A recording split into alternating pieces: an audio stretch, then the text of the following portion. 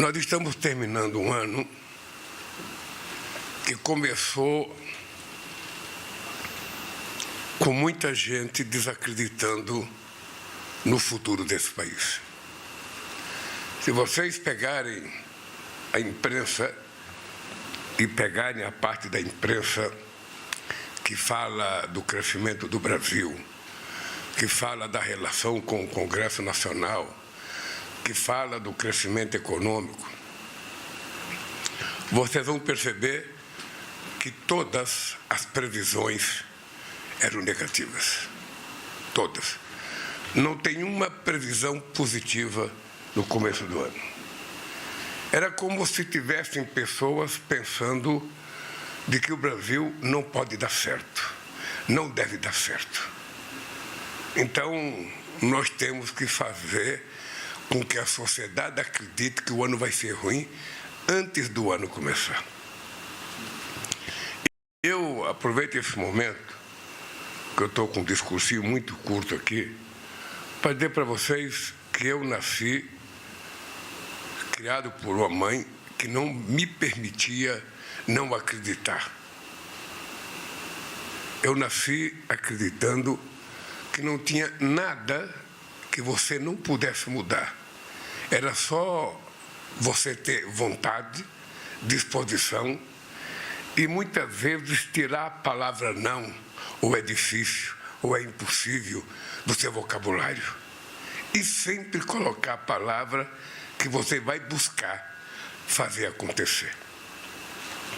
E nós estamos terminando um ano que poucos presidentes da República, desde a proclamação da República, tiveram o prazer de terminar um ano. Nós terminamos um ano com a menor inflação acumulada em 4 anos da história do Brasil. Nós terminamos o ano com o menor desemprego da história do Brasil. Nós estamos terminando o ano com o maior crescimento da massa salarial da história do Brasil. E nós estamos terminando o ano com a maior quantidade de política de inclusão social que tem esse país. A começar pelo imposto de renda, que muita gente achava que era impossível, e foi aprovado por unanimidade no Congresso Nacional. Quando nós decidimos fazer o gás do povo, parecia impossível. Desde 2010 eu queria fazer um programa de distribuir gás de graça. A companheira Graça era diretora da política de gás da Petrobras e nós fizemos vários estudos para saber como é que a gente poderia fazer como que o gás de cozinha fosse entregue para as pessoas como se fosse uma coisa da cesta básica. Porque não era possível uma pessoa que ganhasse o salário mínimo gastar 10 ou 15% do seu salário para comprar um botijão de gás, que hoje sai da Petrobras a R$ 37 e chega na casa das pessoas a R$ 140, a R$ 130. Ou seja, nós então decidimos fazer um programa chamado Gás do Povo, que mais de 15 milhões de famílias vão receber o gás de graça. Não é um vale-gás, é o gás de graça.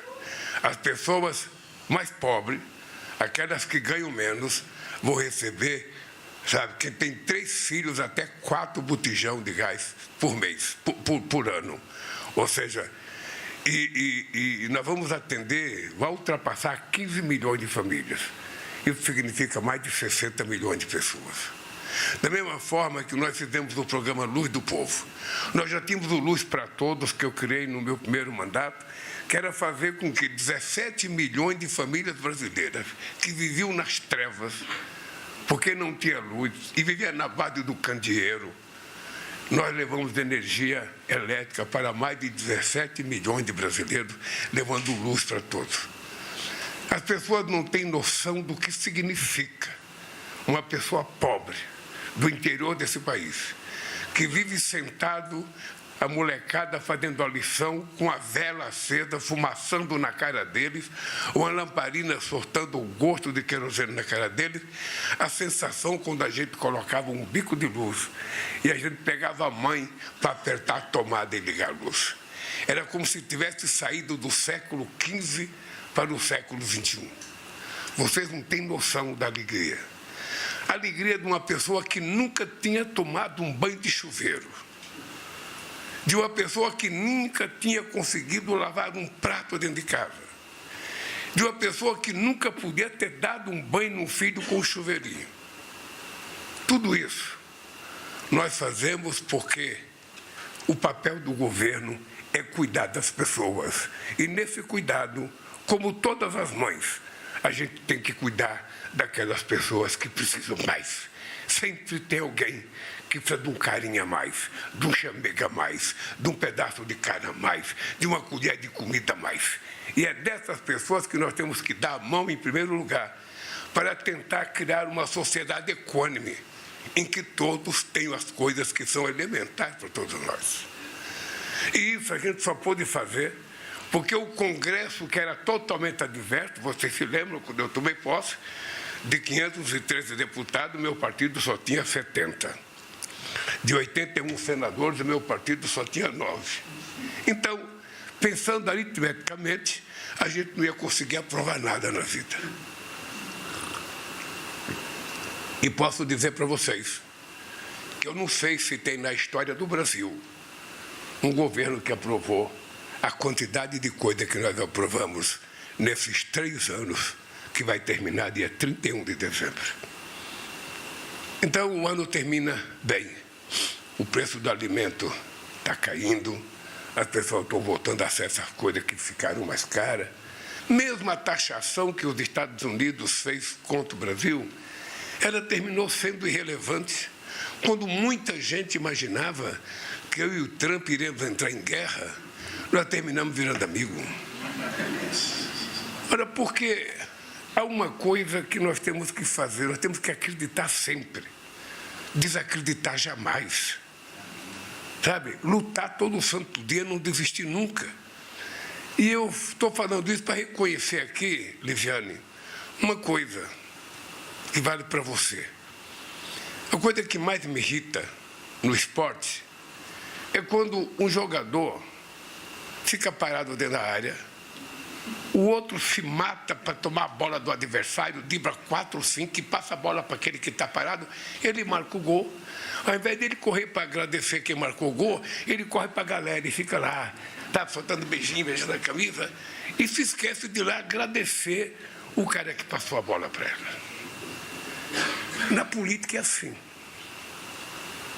A gente nunca agradece quem ajudou a gente sempre acha que a gente é o melhor.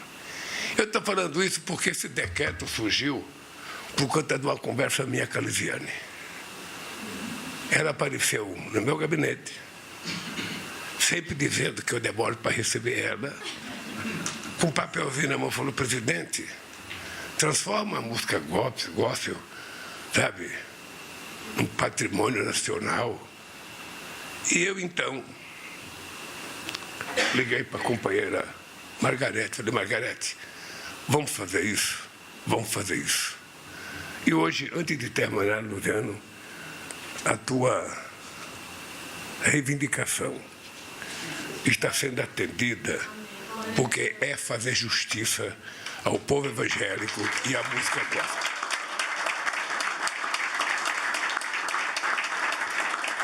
Então, apenas um reconhecimento. Isso não teria sido feito se você não tivesse aparecido na minha sala com essa cara de menina reclamona, dizendo que... Porque é muitas vezes assim que acontecem as coisas no país. Ou seja, muitas vezes uma conversa com uma pessoa faz surgir uma lei. Às vezes uma conversa, até uma conversa que não estava sendo esperado. E se dependesse de mim, possivelmente não saísse esse decreto. Se não tivesse alguém que falasse: ô presidente, se banca aí, cara, vamos fazer o decreto. Eu já fiz tanto, por que não podia fazer essa?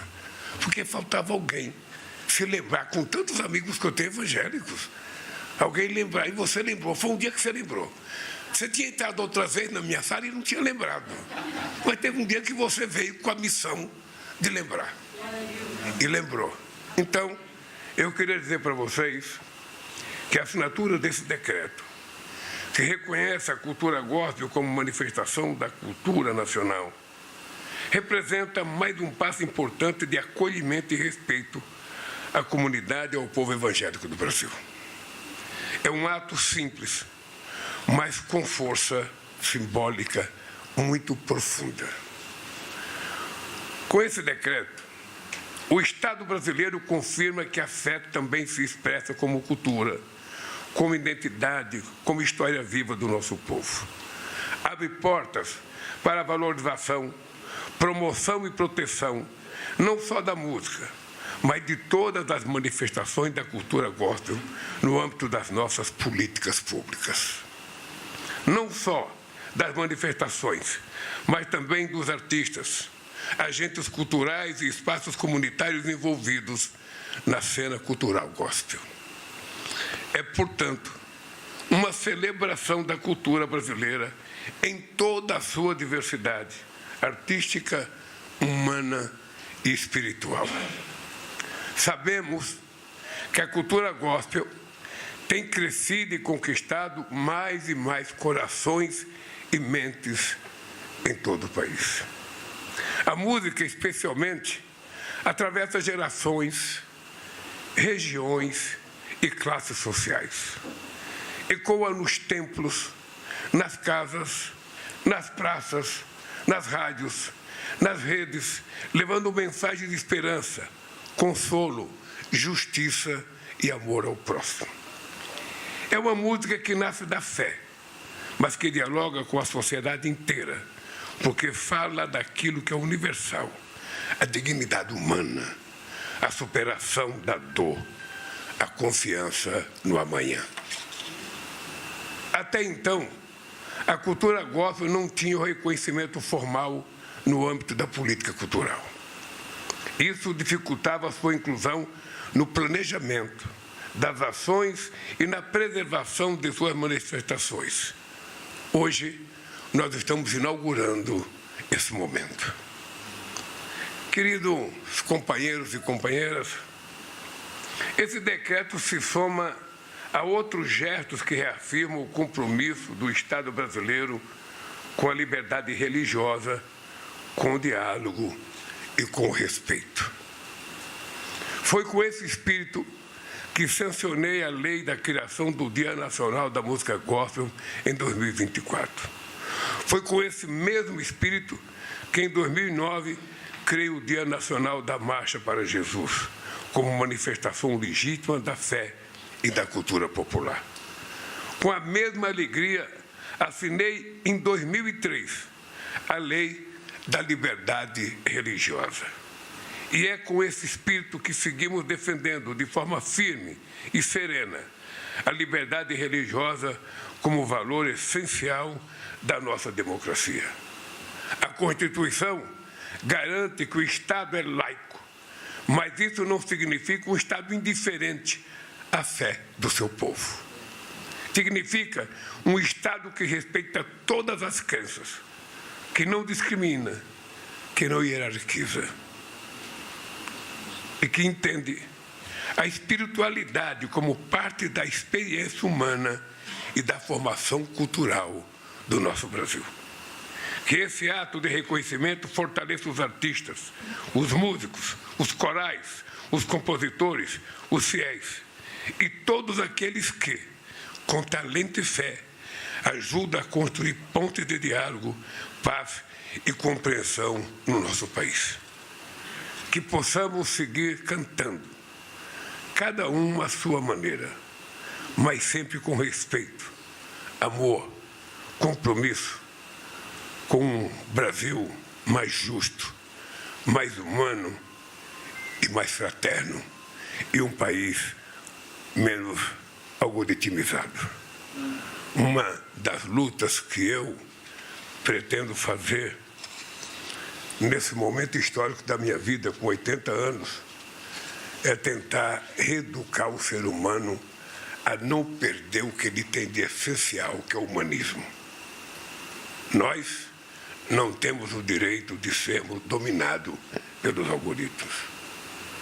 Da mesma forma, nós temos que assumir a responsabilidade, e aí são os homens, Hugo, os homens, não temos que assumir a responsabilidade de que a luta contra a violência contra a mulher, de que a luta contra o feminicídio não é uma luta do homem, da mulher, ou melhor, não é uma luta da mulher. Tem que ser uma luta do homem, porque ele que é violento, é ele que agride, é ele que violenta. Ou seja, você não vê um filme em que a mulher é violenta contra o homem. É sempre um filme do homem sendo violento contra a mulher. E nós precisamos pensar que isso tem que ser discutido nas nossas igrejas. Em todas as igrejas. O pastor tem a obrigação de falar isso. O padre tem a obrigação de falar isso. O bispo tem a obrigação de falar isso. No terreiro as pessoas têm a obrigação de falar isso. Porque é uma questão cultural e educacional. Nós precisamos mudar o currículo, Ava, da nossa escola. A molecada não tem que aprender só que Cabral descobriu o Brasil. Eles têm que aprender a se reeducar, para saber que nenhum menino é superior a uma menina. Isso também parte pela educação dentro da nossa casa, em que muitas vezes o menino pode tudo, as meninas não podem nada. O menino é machão e a menina tem que ser frágil. É um problema educacional que está na nossa formação há milênios. E por isso eu também assumi a responsabilidade de fazer parte de um movimento, com todos os poderes, com a Câmara, com o Senado, com a Corte Superior desse país, com a Justiça, com as igrejas, com o sindicato. Um sindicalista vai na porta de fábrica reivindicar aumento de salário? Custa ele pedir para os maridos lá, você, por favor, respeita a sua mulher, não violenta a sua mulher, não agrida a sua mulher. Custa falar isso na porta de fábrica? É tão fácil falar isso. E se a gente falar isso todo santo dia, a gente vai convencendo as pessoas de que o anormal é ser violento. O normal é a gente ser parceiro. Então, companheiros e companheiras, esse dia de hoje é um dia gratificante para mim. Eu digo sempre que se tem alguém que tem que agradecer todo santo dia a Deus, sou eu. Porque na minha vida aconteceu quase tudo que não estava previsto acontecer. Eu nasci numa cidade em que a gente morria até 5 anos de idade, de fome. E as crianças, quando morriam, eram enterradas, se fosse pagão, não era nem cemitério, era no terreno. E eu, Benedita da Silva, saí de onde eu saí. Ser criado por uma mãe que se separou do marido com 8 filhos, porque saiu de Pernambuco para encontrar com ele em Santos, imaginando que ele era o amor da vida dela, e quando chegou lá ele estava casado com outra, com 4 filhos. E ela teve a coragem de se separar com 8 filhos, e sozinha criou esses 8 filhos. Numa demonstração de que a minha mãe, ela nunca reclamava. Quando não tinha comida para colocar na mesa, ela falava, hoje não tem, mas amanhã vai ter. Essa é a minha formação. Por isso, jamais vocês vão ouvir dizer essa coisa é difícil, essa coisa não pode fazer, acho que não dá. Não existe no meu vocabulário isso. É só tentar. E eu tento, cada santo dia, a fazer o povo brasileiro compreender que nós estamos chegando na hora da verdade nesse país. Eu já fui presidente outras vezes, já disputei muitas eleições. Nunca vivi o período de ódio que está estabelecido na política brasileira. E a quantidade de leviandades e mentiras que é jogado todo santo dia, sabe, sem nenhum compromisso com a verdade. Porque quando a pessoa pensa que está mentindo para mim, ela está mentindo para a mulher dele, ela está mentindo para o filho, ela está mentindo para a mãe, ela está mentindo para pessoas que não têm nada a ver com ele. Por isso eu resolvi transformar o próximo ano no ano da verdade. É chegada a hora da verdade, Benedita. É chegada a hora da verdade. É chegada a hora da gente conversar com esse povo com o maior respeito, mas com a maior seriedade. Que tipo de país a gente quer construir? Que futuro que a gente quer para o nosso país? Quais são as nossas prioridades? Porque tem alguma coisa errada no país, Ava. Não é possível que seja eu o único presidente que não tem diploma universitário a fazer mais universidade no Brasil. Não é possível, alguma coisa estava errada. E o que estava errado, companheiros e companheiras, é que a elite brasileira nunca se preocupou em educar o nosso povo. Pobre não nasceu para ser educado. Ele tinha que trabalhar.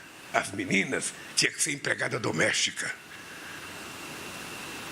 E nós pensamos diferente. As meninas nasceram para fazer o que elas quiserem fazer. E cabe ao Estado dar oportunidade para que elas possam ter o aprendizado que quiserem ter para fazer política, para ser candidato, para ser dirigente sindical, para ser cantor, para qualquer coisa. Escolha o que ela quer ser. E eu fiquei muito feliz. O dia que a Janja chegou em casa cantando essa música, Deus cuida de mim. E ela cantou pelo menos umas 50 vezes no mesmo dia. Sabe? E eu fiquei muito feliz que ela resolveu fazer reuniões com mulheres evangélicas. Sabe? E isso é muito importante. Porque um governo, ele não tem que ter lado. Um governo não tem que ter religião. O governo não tem que ter partido. Ele pode pertencer a um partido e se eleger, mas na hora de governar, ele governa para todos. Eu nunca perguntei se alguém que vem conversar comigo é evangélico, católico, eu nunca perguntei. Nunca perguntei que time torce, nunca perguntei que partido torce. Eu estou aqui para cuidar do povo brasileiro. E quero que vocês saibam.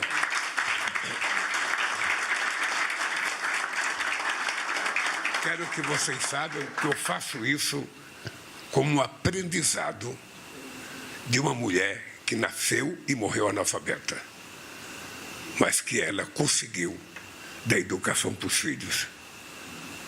Porque tem muita gente que confunde, sabe, educação com o ano de escolaridade, não tem nada a ver. Educação, caráter e dignidade é uma coisa que vem do útero da mãe da gente. É uma coisa que vem da criação de pai e mãe. Por mais pobre que seja, a educação pode ser refinada. E por mais rico que seja, a educação pode ser grosseira, como a gente vê os grosseiros nesse país. Portanto, gente, os vascaínos do Rio, me perdoem, meu Corinthians foi campeão. Que Deus nos abençoe e que a gente possa construir esse país mais justo, mais fraterno e esse país mais solidário. E eu espero contar com vocês nessa luta que não é minha, é de todos. Um beijo no coração.